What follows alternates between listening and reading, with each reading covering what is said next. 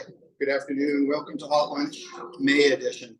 And my apologies. Let me start by apologizing first of all for interrupting the great conversation.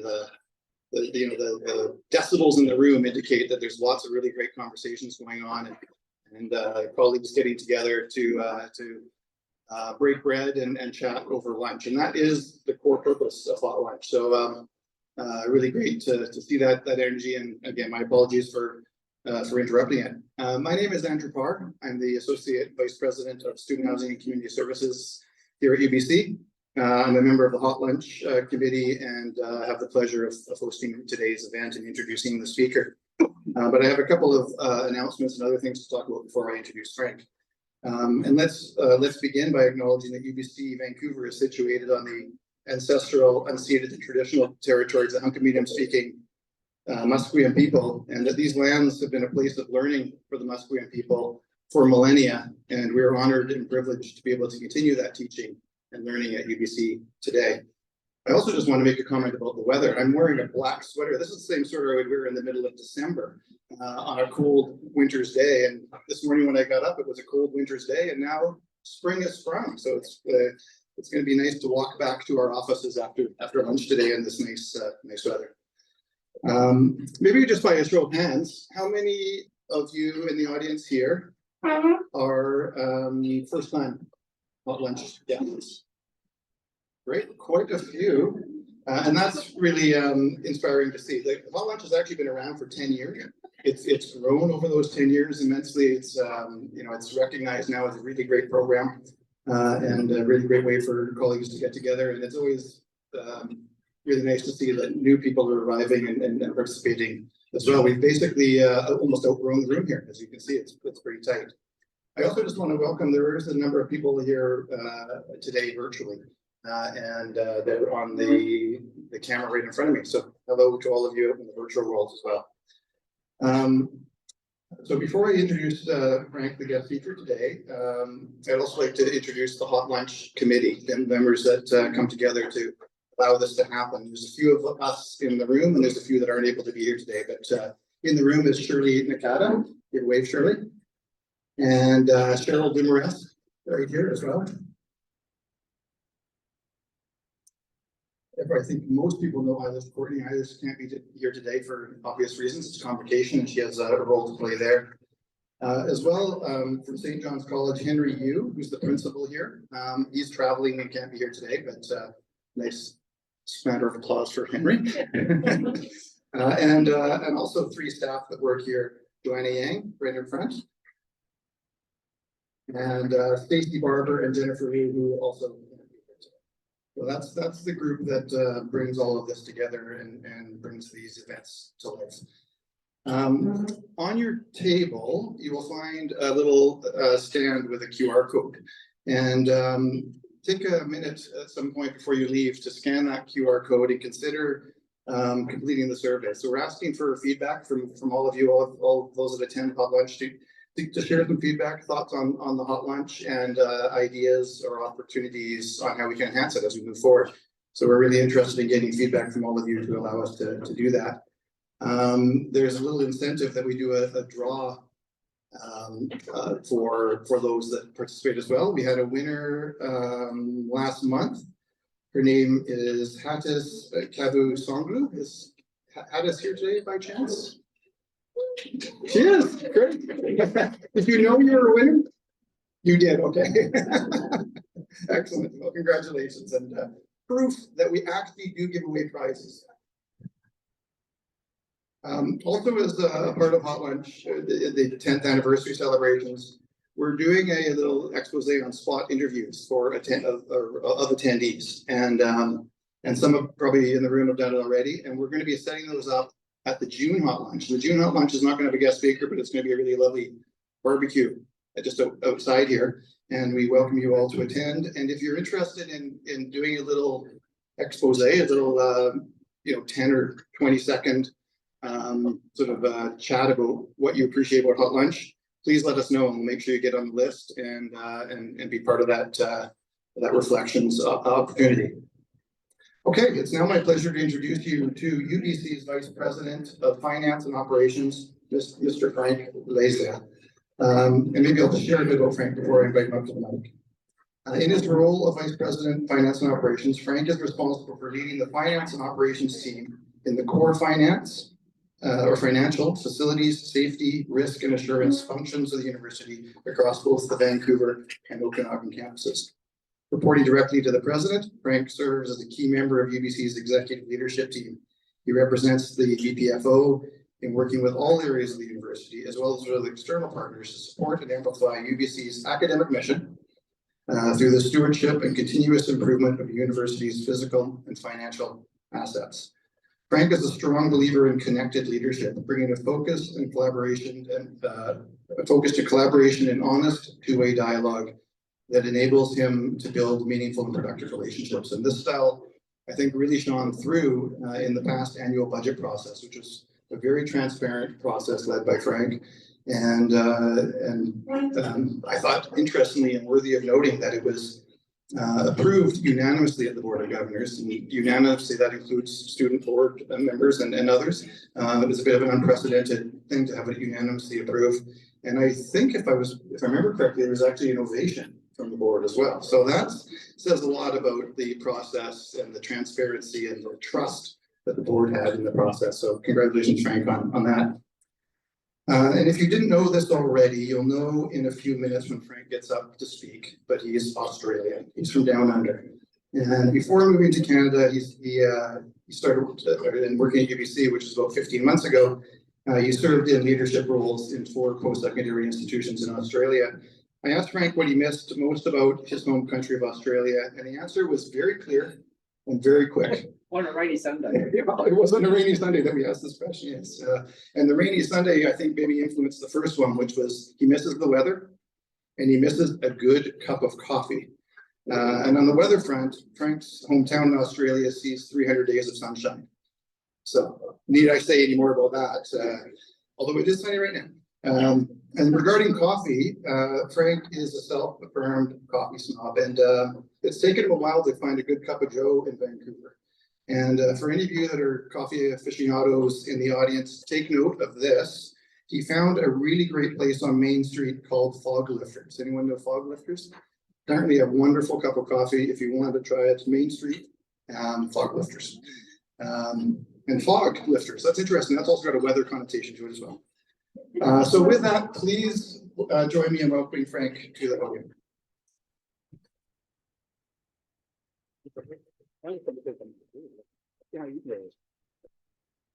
Thanks, everyone. I'll just get my, I've got glasses as well, so then if I put them on, I can see everyone. So that's a good start, but I can't read my notes because they're not one of those ones I've got missed. Anyway, we'll put them aside for now.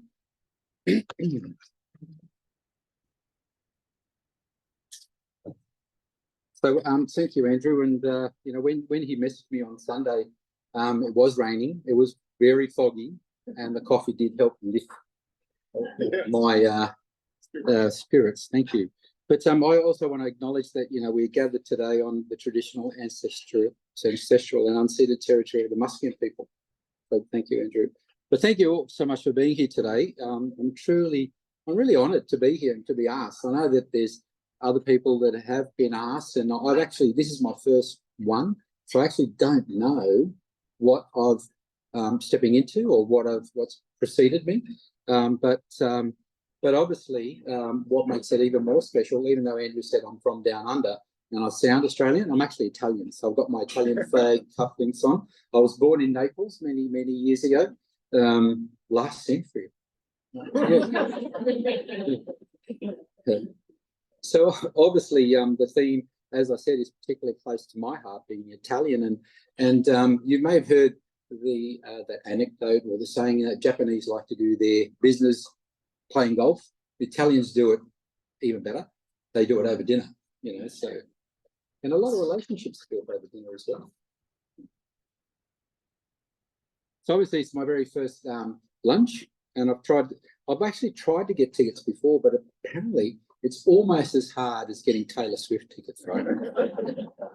But I'm sure it's not the guest speakers. I really think it's the food, you know. And don't forget, when you do the survey, and you will do the survey, It has to be 5-star, right? Because it's $10.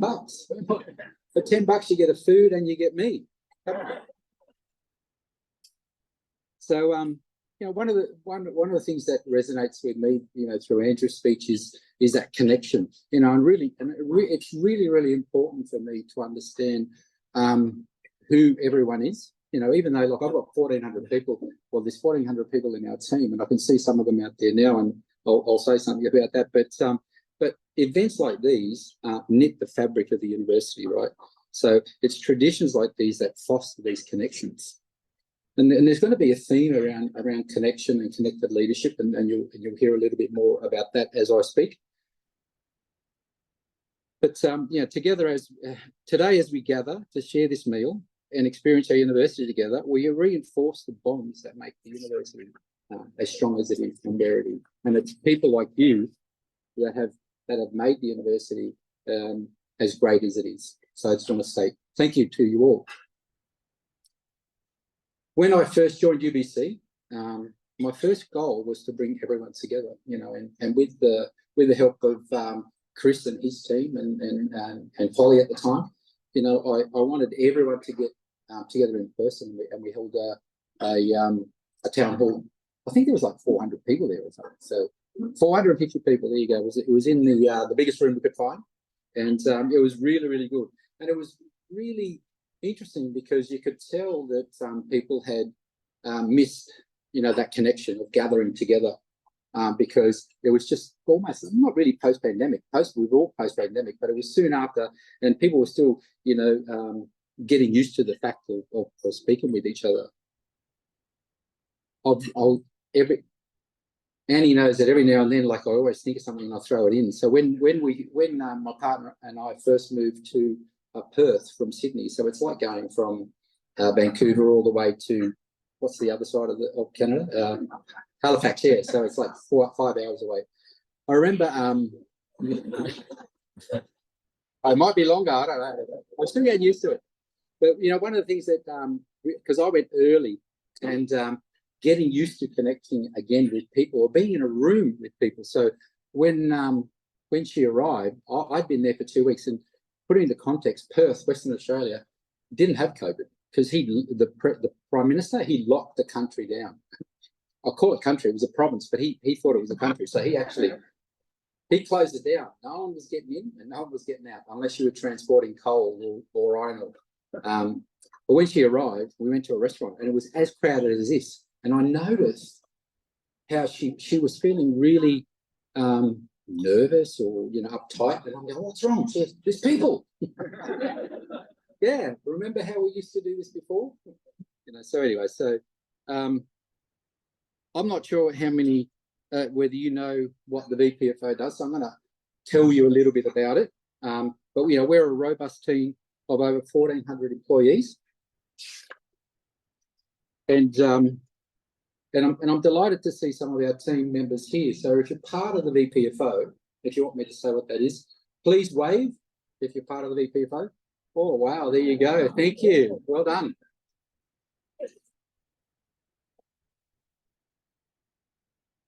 So each and every one of you, including everyone else in this team, plays a vital role, as I said to you before, to make UBC a global university.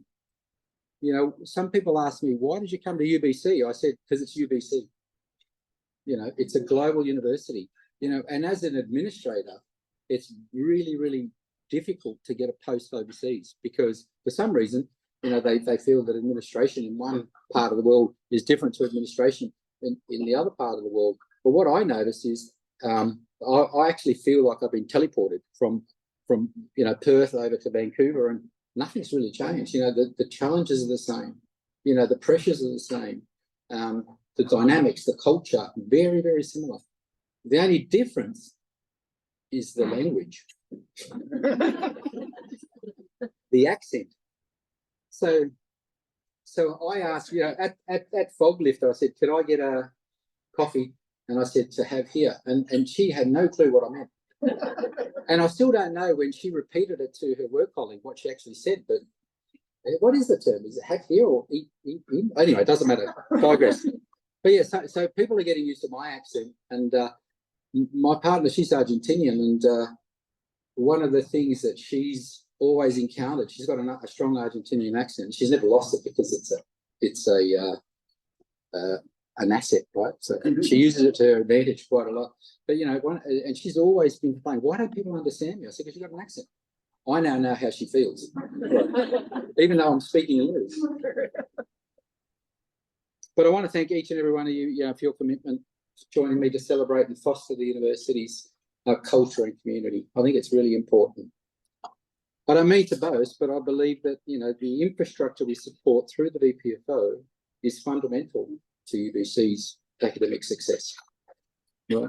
So our work lays the foundation upon which the academic mission is built. The spaces we develop, maintain and protect are where treatments for diseases are explored and where cutting-edge learning takes place. The people we resource and support are researchers developing sustainable building materials and also teaching students who are going to become the next leaders, right? So I just want to say thank you to each and every team member. One of the things that in the past 12 months, I've developed a respect of the role. I always had a respect of the role, but I didn't realise how important it was. I knew it was important. This is like next level. This is a really important role. But I quickly realised that I can't do it alone. It's the team. And when Andrew said earlier and congratulated me for bringing the budget, forward, and we actually got, I say standing ovation because it sounds a lot better than just a clap, But it was the first time apparently that the budget got through unanimously, even the student body, right? And that's what I'm used to, right? So when Ainsley turned to me, he goes, "What just happened?" The VP student saying, Dr. Ainsley Carey, he goes, "What just happened?" I said, "The budget was approved." He goes, "No. There was an ovation. There was people clapping." And I said, "Isn't that normal?" So it wasn't me, right? It was the VPFO. It was those people in finance. It was those people in the faculties. It was the people on the Okanagan campus. It was everyone involved in that process, and it wasn't just the finance team, because there's lots of layers putting this together, and even the team that gets us in a room. Play a critical part of making that happen. So it was a huge achievement, right? And but I didn't do it alone, right? So when I started at the university, I met our Chancellor, the Honourable Stephen Point, at my very first. If I stand too close, do I get to? Can people hear me at the back if I stand about here? Oh. So Stephen Point said something that truly captured what I believe. And those of you that know me will probably understand this more than others. But I'm gonna borrow some of his words. He said, "We are not the robes we wear. We are not the titles bestowed upon us. We're just people." Right? And that was amazing. Like it really, really, were you there when he said? It was just amazing. Like I couldn't believe it. So, and that's how I feel. And that's why I wanted to sort of explain that it wasn't me that got the ovation. It was the team. It was the VPFO. It was the VPFO and their connections and their collaboration with the faculties and with the divisions that got us to where we got to. So we just had, the only issue now is we have to emulate that next year. So this is the fundamental to the concept about connected leadership, which is a style that I aspire to and how I try to lead. A connected leader really knows who their team are, what their strengths are, what their opportunities to improve are, how they work, but also understands what they do and what they're trying to deliver. A connected leader encourages honest dialogue and are open to input from anyone on the team. Right, so they elevate people. I believe it elevates people to the best version of themselves to truly make an impact at UBC. And that's what I'm trying to do with the team. And I think we're getting there, aren't we, Ray? I'm not going to pick on people, but something now and then. So when I started at UBC, it's 14 months ago. I started mid-March. I think it was the 13th or the 15th, one of those two, but I actually started the week before just to see what it was like, check out the scene, you know. So I read a book called How Big Things Get Done, right? And it resonated with me so much because I think that's a great description of what we need to do as a BPFO and as UBC, right? You know, when we're all achieving big things for UBC, and I want to share a great anecdote from the book about a solar cell. A single solar cell can't do much of its own. Just as one member of this team can't do much on their own. But when a solar cell is connected to a solar panel, and when that solar panel is connected to a solar array, that's when you get the most power, right? Because you can't do everything by yourself, but when you connect it all up, it's huge, right? So you've seen the solar arrays on top of the roof. They're not one little solar cell, it's an array. So the lesson here is that, you know, a single solar cell can't fulfill its true potential until it's connected to that panel. And those panels are linked to arrays. And that's when you can really make a change. You can really be impactful. And that's what we're trying to do as part of the BPFO. Okay, me, I apparently have to talk about me, which some of you think I probably talk about myself all the time, but I don't think I do. But I've spent, as Andrew indicated, like I spent 25 years in leadership roles within the higher education, but also I spent about 3 years in the TAFE sector, which is, I think it's vocational. I'm not sure what the terminology is, the language again. But, you know, one of the things that I thought I was chosen to take this role was because of that experience, you know, and Sandra and the panel at the time wanted that experience to be teleported here so that we could, you know, use some of the Aussie style of managing UBC. But actually, when I first started, I didn't set out to have a career in higher education. So a long time ago, again, last century, I can't believe it was that long ago, but anyway, I was working in a shipping company. It's called Mediterranean Shipping Company, so MSC. You've probably seen them. They got that. It's like a beigey yellow color container. It's like MSC. They and a recruiter contacted me and started talking to me about a big role in southern Sydney, yeah, where I was living. So I thought, oh yeah, close to home. This is great. But what turned out to be southern Sydney was actually Wollongong, right? And now I'm trying to use an example here, and I've had help from Annie. So it wasn't actually Sydney at all. It was like having a job, saying you got a job in southern Vancouver, but you're actually in Abbotsford. It was. So we had to. So initially, I started commuting, but eventually it was just too much, you know, because the university needed a bit of finance transformation, and I was driving home at midnight, you know, some nights, and anyway, I won't tell you that. That's another story for another day. When you invite me next time, Andrew.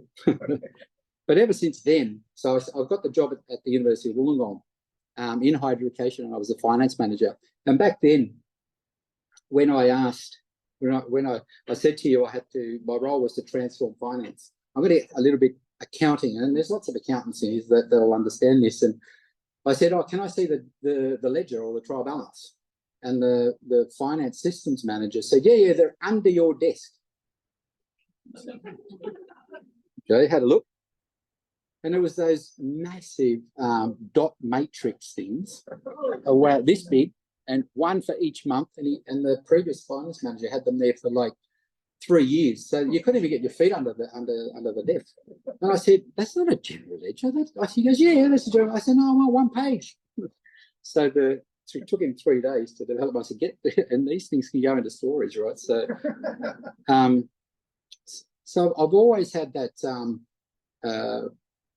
kind of how to make things better. Like if not if it's broken, but if I see something, I'm always asking why. That's not, you know, like, and always going, okay, what's easier? And then even he said, oh, why haven't we looked at this way before? I said, that's your problem, not mine. So what was I like as a student? I have to confess, that's the word. I didn't actually hit the ground running, right? Because, you know, being Italian, I lived at home. Mum cooked, mum washed, mum woke me up. Dad took me, I had always, you could never sleep in on the weekend because there's always something to do. How many people here with an Italian background? Couple, yay! So you might know what I'm talking about. So, but what happened was that when I went to university, because it was in Wollongong, I actually lived there, right, just off campus near the beach, and that was a problem because we were near the beach and near the pub. So this newfound freedom was too much for Frank to comprehend.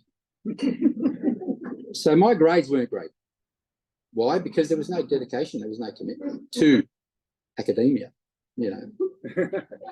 So this misadventure, when I got my results, I thought, oh, okay, we have to do something about this. So what are we going to do? Move back home, Mum will look after me. So, and she did, right? So, changing universities, I explained to her, what happened.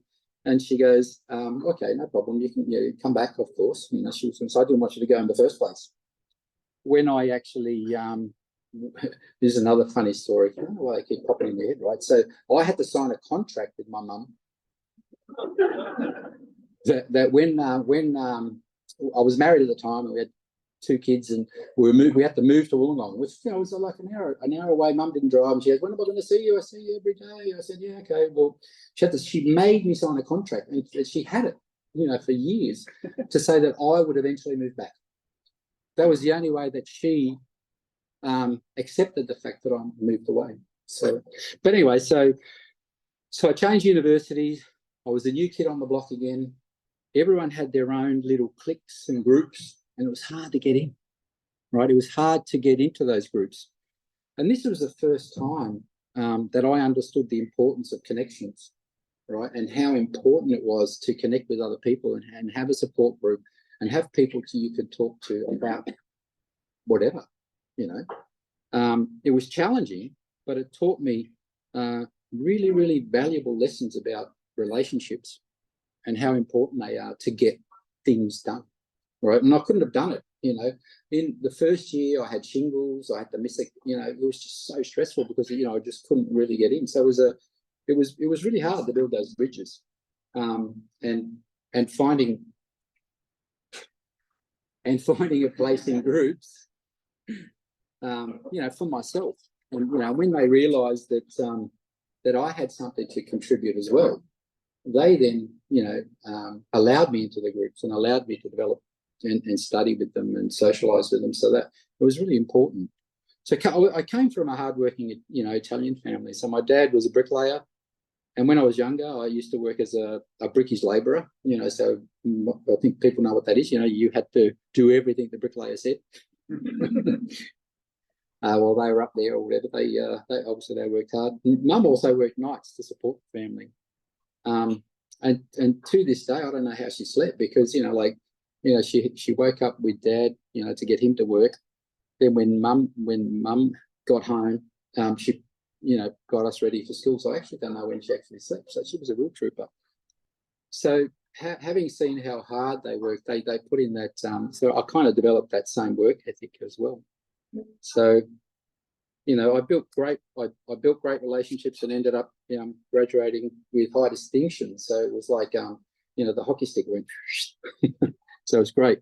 So again, it's, just the understanding of the importance of connection has stayed with me for a long time, which is why I see such value in opportunities like this, because then you get to, understand a little bit about me and how approachable I am. I always make sure that if someone comes and sees me, then they come over and say hello. I encourage people to say hello, because I can't remember everyone's name. I think we should all wear name tags 24/7. So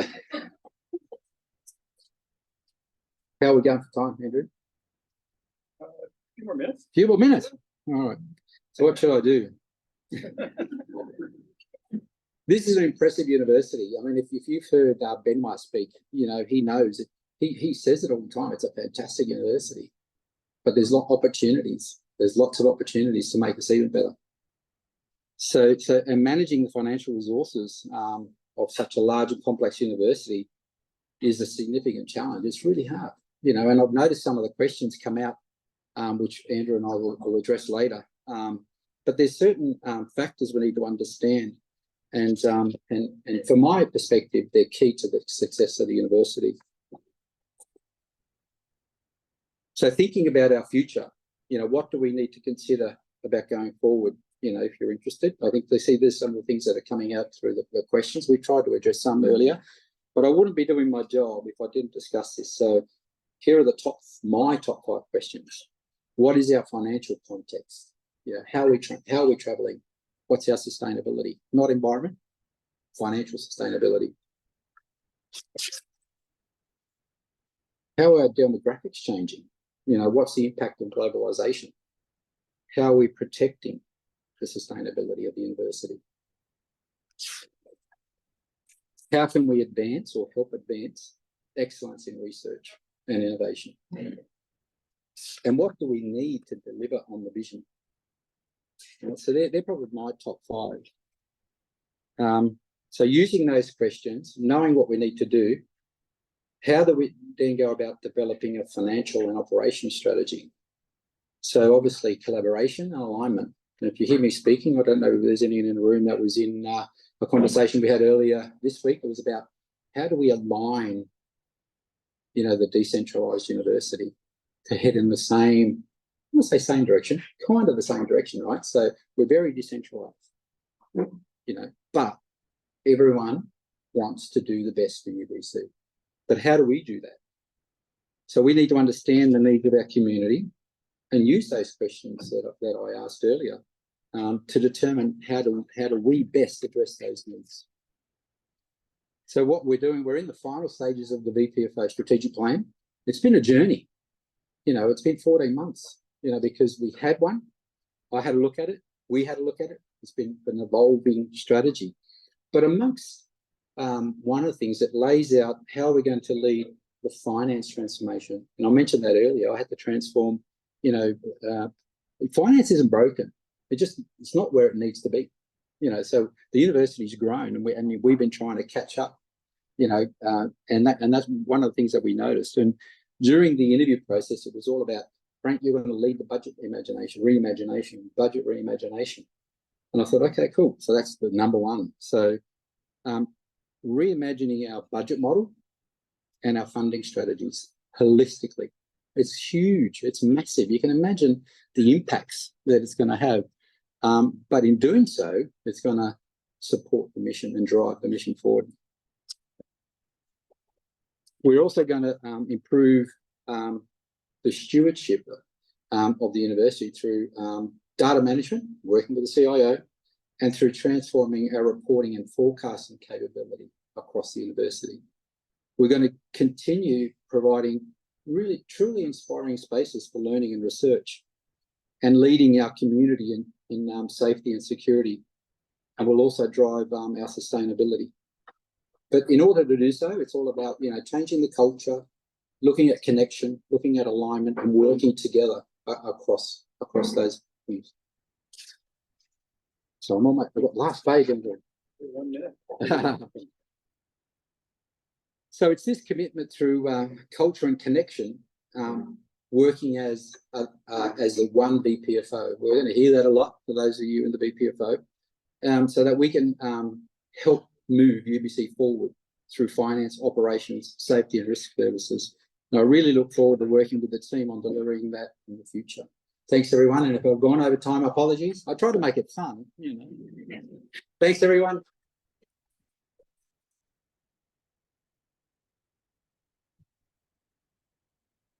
Thank you. Oh, thanks, Frank. Oh, No, you turned it off. turned off. I did turn it off. Thank you, Frank. My takeaway, Frank, from that, I'm a coffee snob. you're a finance guy with a soul. So much about relationships, collaboration, cooperation. You can see he talked, when you became inspired when you started talking about your team and the work of your team. So that's what came out for me in that. So thanks very much for sharing that. One more round of applause for Frank.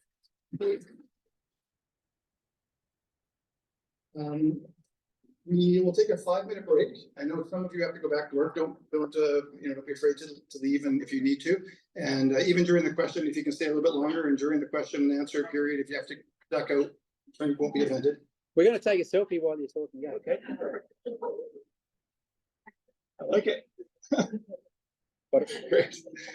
So 5 minutes, grab a coffee, grab some dessert, head out, whatever you want to do, and we'll be back on the in advance. When people registered, they asked questions, and there's about 10 or 12 really great questions. So we're going to go through those ones, and I'll read them out, and Frank can give his responses. And they're a total mystery to Frank, so Yeah. we're putting him on the spot here.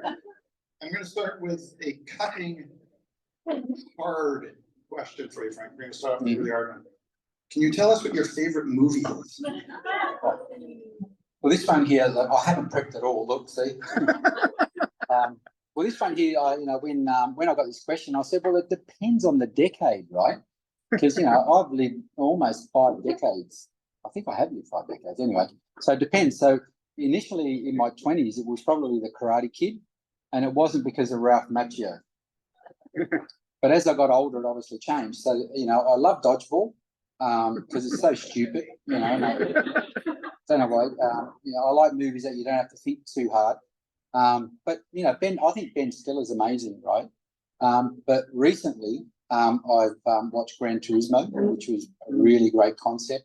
But who could forget Lord of the Rings and the Bourne movies? Yes. Good. UBC is a big and distributed institution. What do you see as the top 2 challenges we face that relate to our structure and culture that we may need to change to be successful? Maybe we talked about that a little bit. But... Yeah, I think I did talk about this one. It's definitely to get big things done. To work in a big environment, you need to do it together. You need to collaborate. You need to work across and align the institution in the right direction. But the other thing I feel that we need to introduce or improve on or transform is introducing an accountability framework. And what I mean by that is, when we approve a project or when we spend money, because we do spend millions, right? That was one of the other things that, I noticed here. We spend millions, tens of millions, but we don't actually ask that particular area to come back and say, you said you were going to do this. What did you do? What was the benefits, etc. So I think introducing an accountability framework in our business cases would be key. Yeah. Closing the loop.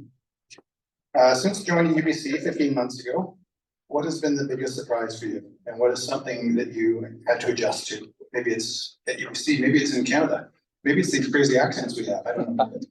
I think I'm going to go with, because I can't find the question because he's changed them all over. But I think, so it was one big thing or 2 big things? How many would you like? Well, it says the biggest surprise. I think the biggest surprise was, not that there's anything wrong with it, that I didn't realise that I was going to become a public servant. So, and it was a big surprise. So I didn't know, because the universities in Australia, even though they're governed by the province and funded by the federal government, they don't roll up. So there's more, there's less strain on what you can do and can't do. So they've become very agile in their approach. They can borrow money. They still have caps and what you can do, and they're still funded, by a student. But they had to adjust to the government bailing on them. In other support areas like capital grants, etc. So that was probably the biggest surprise. UBC is this is off script too, but to emphasize that UBC is so important to the province, and I've been working quite a bit with the province lately, and it's amazing how important that they emphasize UBC is, even amongst the PCI, the other PSIs across the province. There's 25 of them, but UBC is definitely recognized as the one that's really important. A lot there for sure. This is an interesting one as you develop in your career. What is the best advice you received from a mentor? I think that the best advice is, and you may have heard this, there's a book on it, right? So it says focus on what you can control, right? So much of what we manage on a day-to-day basis is outside of our control.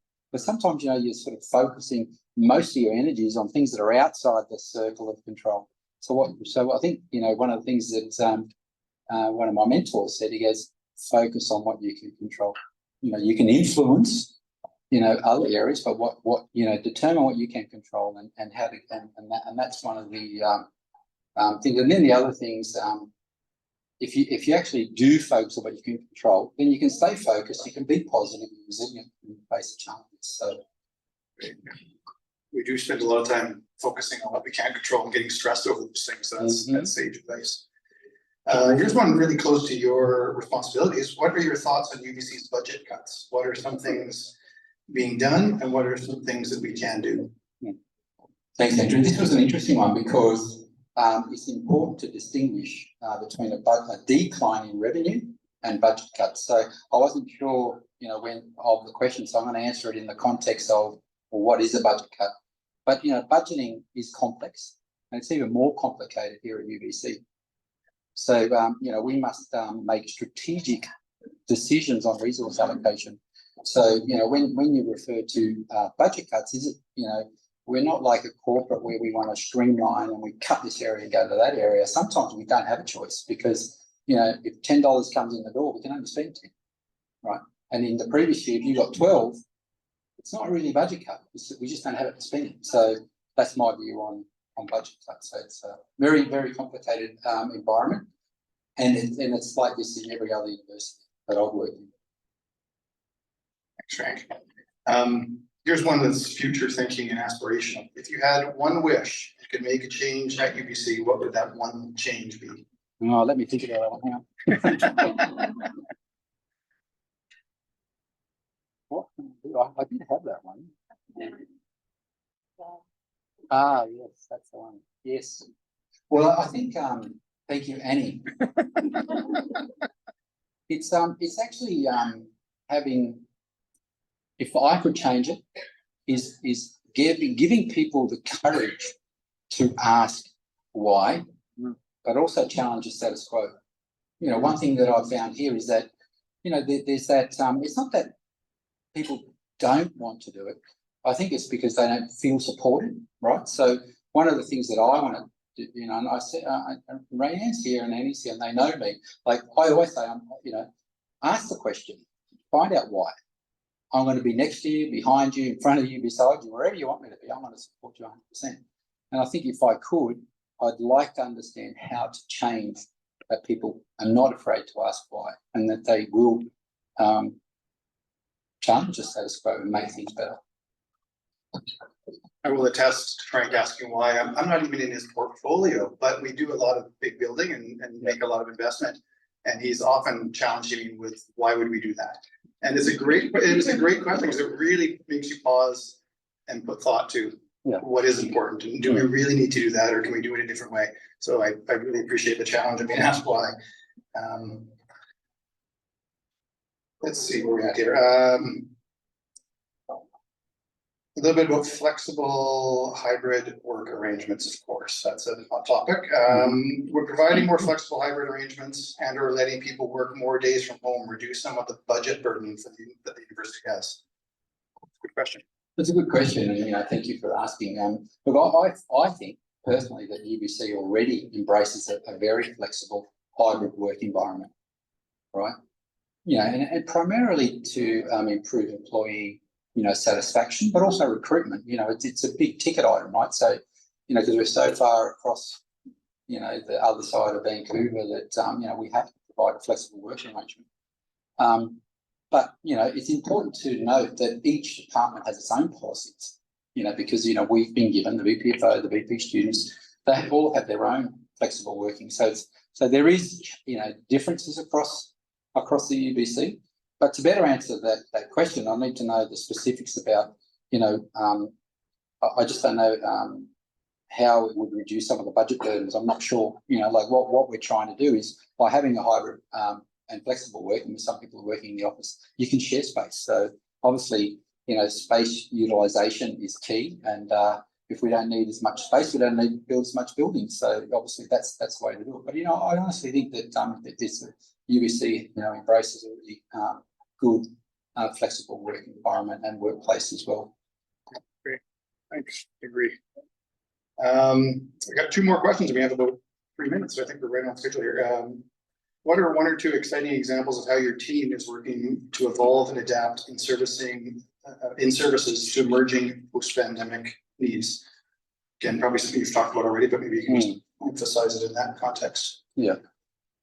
I think, post-pandemic, one of the things I've noticed, not just in the university environment, but in your household budget, everything is so much more expensive. And I don't know whether it's the suppliers trying to make up for all the money they lost during apart from the alcohol and what else was it? What else? Toilet paper, yeah. Those manufacturers, their prices have remained the same, but everything else has just really escalated. And in the university environment, there's huge cost pressures on construction and utilities. It's just been ridiculous across the board. Andrew knows it firsthand, right? So, to build a student bed is it triple in price, almost overnight. Yeah. So I think that is the biggest challenge. Yeah. How do we still build? How do we still provide when you've got to spend 3 times as much? And when you put it into context, it's like hundreds of thousands of dollars more for each bed. Yeah, exactly. So it's very challenging. Yeah.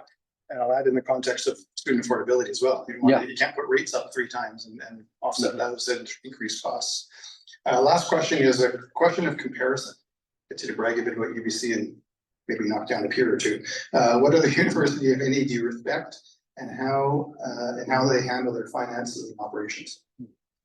Well, obviously, I'm going to say Australian universities. I'm not going to single anyone out, and because I didn't work for them, but they've had to, right?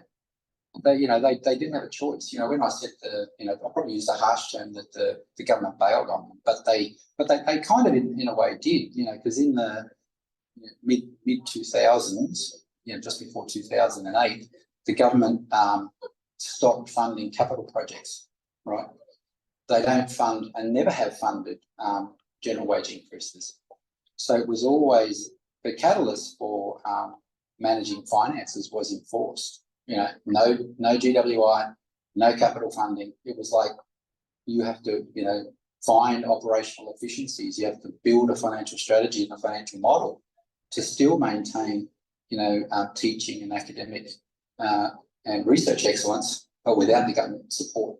When you say, well, the government does support you, yes, but they're paying us for teaching students and paying us for doing research, but it's the whole support mechanisms under that and the increasing costs. So that's why, universities in Australia have really needed to move and become agile in their approach of how they manage their finances. Great, thank you, Frank. That's fantastic. The Q&A part is always super interesting. So thank you very much for sharing that. One more round of applause. Can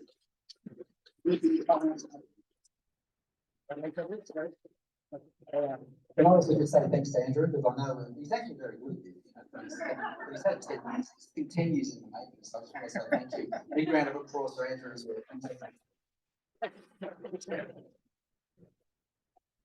And we're right on schedule, so perfect. Thanks to everyone for sticking around. Just a reminder to a few closing announcements. Next month, I mentioned we don't have a guest speaker, but we do have a really fun barbecue that's going to happen outside here. So make sure you sign up for that and join us. Mark the calendars for June 26th. And also stay tuned for next year's. June will be the end of the season, and then we'll take a summer break, and we'll start up in September. And we have a really great lineup of entertaining speakers. So watch for those in your inbox as summer goes on. Thanks as usual to Clarence and the team for a fantastic meal. A round of applause for Clarence. Thanks as usual to Human Resources, who helped to subsidize and fund this event and make lunch affordable for everybody here. So thanks to HR. And thanks to all of you for attending and being so attentive to Frank and his presentation, but also for engaging so much with your peers. It's core to this event. So thanks to all of you, and have a great day. The sun is shining.